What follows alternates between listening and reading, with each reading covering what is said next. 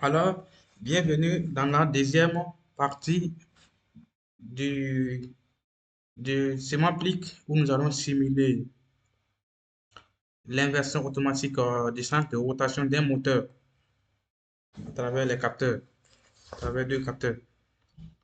Là, nous allons passer à la simulation ou bien je vais un peu expliquer le fonctionnement même avant de passer à la simulation.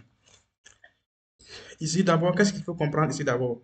Vous avez le schéma de puissance à gauche et le schéma de commande à droite. Nous avons beaucoup travaillé avec le schéma des commandes parce que c'est de là tout se passe. Donc, d'abord, nous avons un moteur qui doit tourner dans deux sens. Donc, pour S1, c'est un bouton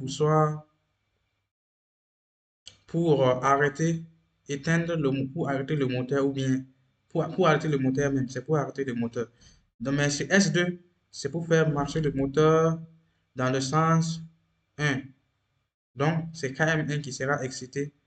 Lorsqu'on appuie sur S2, KM1 sera excité et ce contact KM1 ici va se fermer pour faire le maintien et notre moteur va marcher dans le sens direct.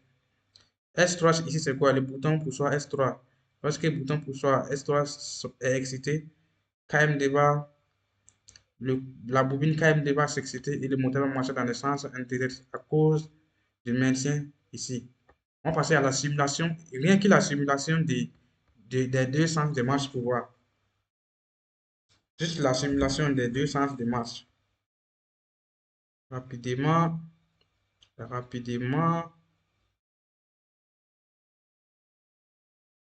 Là, vous voyez, ça arrête S1 et deuxième sens.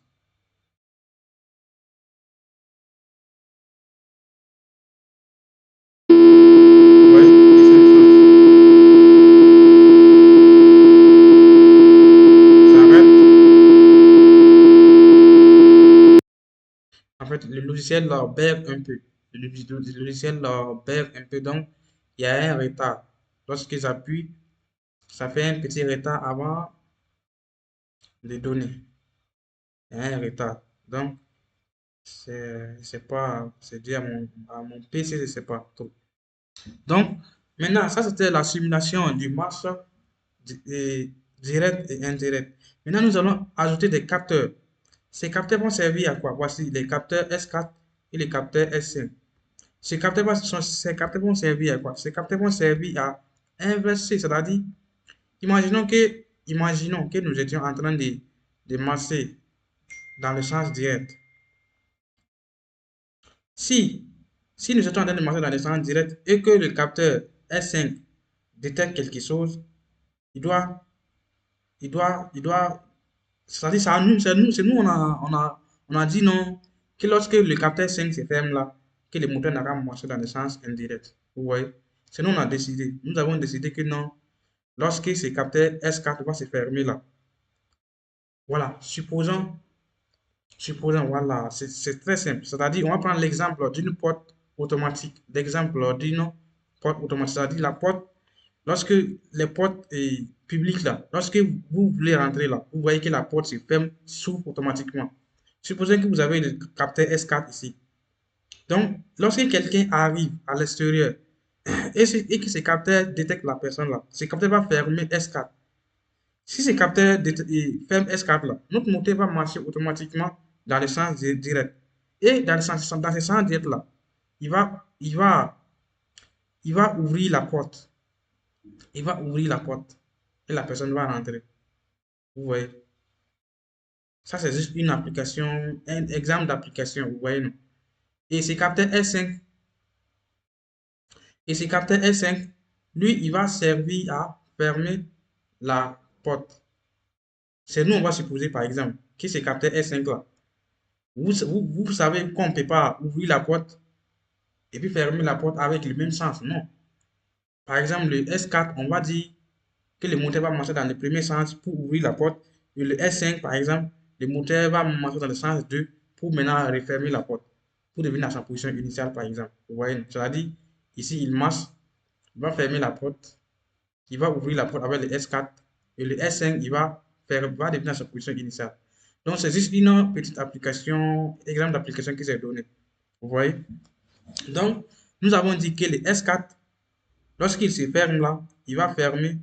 Lorsque le S4 se ferme là, il va exciter KA1. Et si KA1 se ferme, il va fermer KA1 ici, le contact KA1 ici qui va exciter encore KM1. KM1 aussi va faire marcher le moteur dans le sens direct.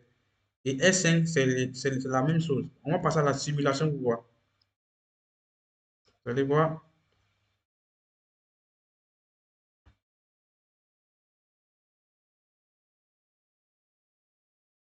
Je suis en train de voir est-ce qu'on n'a pas dépassé le temps. Le temps est compté.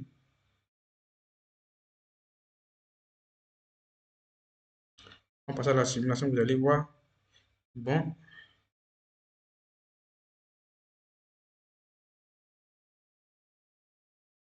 voilà. Je fais d'abord mes sectionnés et mes fusibles. Donc, je vais faire marcher le moteur dans le sens direct. Dans le sens direct. Donc, c'est ST. Je vais appuyer sur SD et le moteur va marcher dans le sens direct. Donc, après, lorsque j'appuie sur SD et que le moteur marche dans le sens direct, je vais faire exprès et considérer que quelqu'un était présent au niveau de S5. Si quelqu'un est présent, par exemple, si on a dit que c'est un capteur, si une personne est présente au niveau de S5, S5 va se fermer. Mais en réalité, lorsque c'est un vrai capteur, lorsque le capteur là détecte la présence, là, le capteur là-bas va donner un signal à un relais, et le relais va fermer et le contact. Maintenant, ici, c'est une simulation. Donc, moi, je vais fermer ça manuellement. Donc, premièrement, je vais faire marcher le moteur dans le sens direct. Et je vais supposer que S5, qu'il y a une présence au niveau de S5 et S5 va se fermer. Donc, qu'est-ce qu'il va faire? Il va, c'est-à-dire après un certain temps là, c'est moi j'ai temporisé ce temps là. Après ce certain temps au niveau de KM1 ici là, il va fermer, KA2 ici et le moteur va marcher dans le sens indirect. Vous voyez, S2, j'appuie S2. Voilà. Le moteur marche dans le sens direct parce que KM1 est excité. Maintenant, je vais dire qu'il y a une présence humaine. Appuie sur S5. Vous voyez? Après, après une seconde, le moteur marche dans le sens indirect. Vous voyez?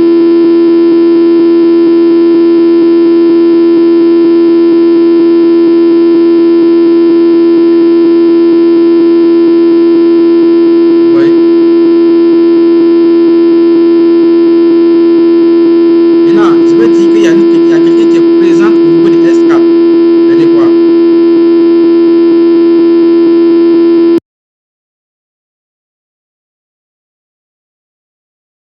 Il y a un bug au niveau du logiciel.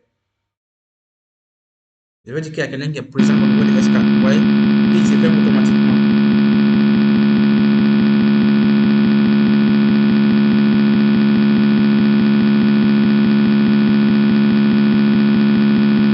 Je vais dire qu'il y a quelqu'un qui est présent au niveau de S5. Après une seconde, il va se fermer.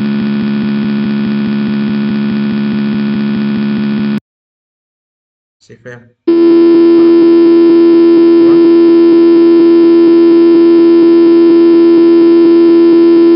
Je vais dire encore qu'il y a quelqu'un qui est présent au niveau de S4 par exemple encore. Et il va se fermer après une seconde. Et ce temps, c'est moi qui l'ai temporisé. Vous voyez? Ce temps, c'est moi qui l'ai temporisé. Ce temps, c'est moi qui l'ai temporisé ce temps.